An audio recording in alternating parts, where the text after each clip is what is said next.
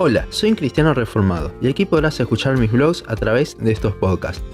Siguiendo un poco lo que venimos hablando en los anteriores podcasts, hoy quiero que veamos lo que dice la Biblia acerca de frases que se han metido en la cultura cristiana y la ponen en peligro, tales como vení tal y como sos, Dios te ama tal como sos, Dios odia al pecado pero ama al pecador, etc.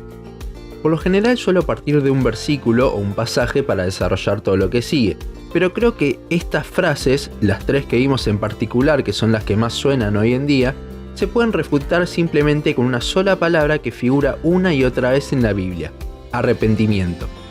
Todas estas frases buscan hacer sentir cómodo al pecador.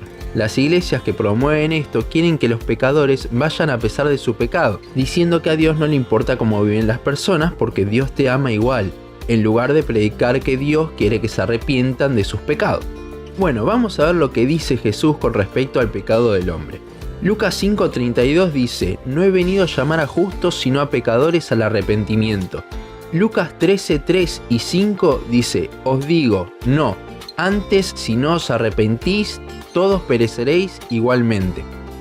Si a Dios no le importase cómo vivimos, entonces ¿por qué nos llama al arrepentimiento?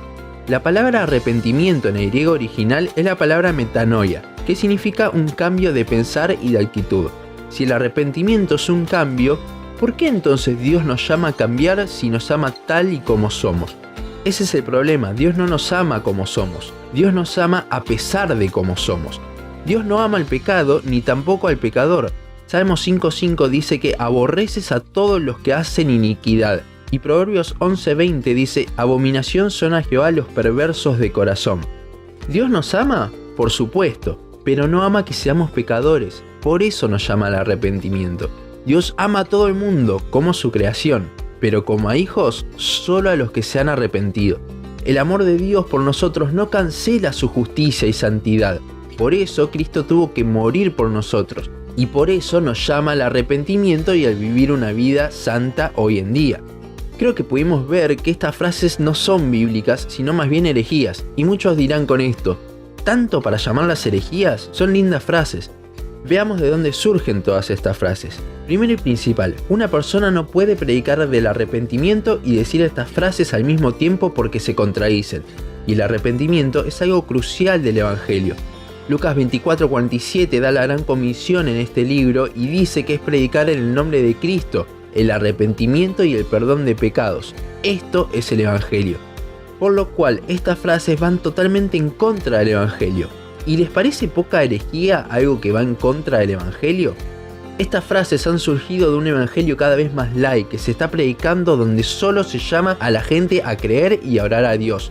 Y esto como mucho, nunca al arrepentimiento. Si no hay arrepentimiento, claramente no se entendió el sacrificio que Cristo hizo por nosotros.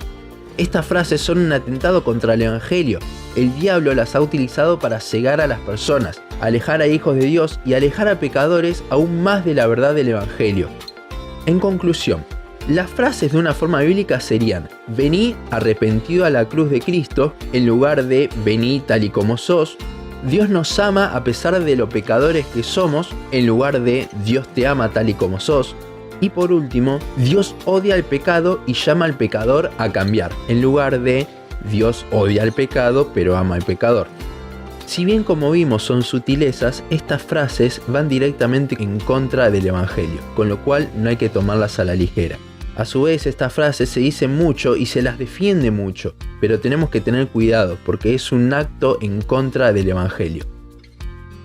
Hasta aquí nuestro podcast de hoy. Seguinos en Facebook, Instagram, YouTube y Spotify. En todas nos encontrás como Un Cristiano Reformado. También seguinos en uncristianoreformado.blogspot.com para leer el resto de nuestros blogs. Nos vemos en la siguiente ocasión.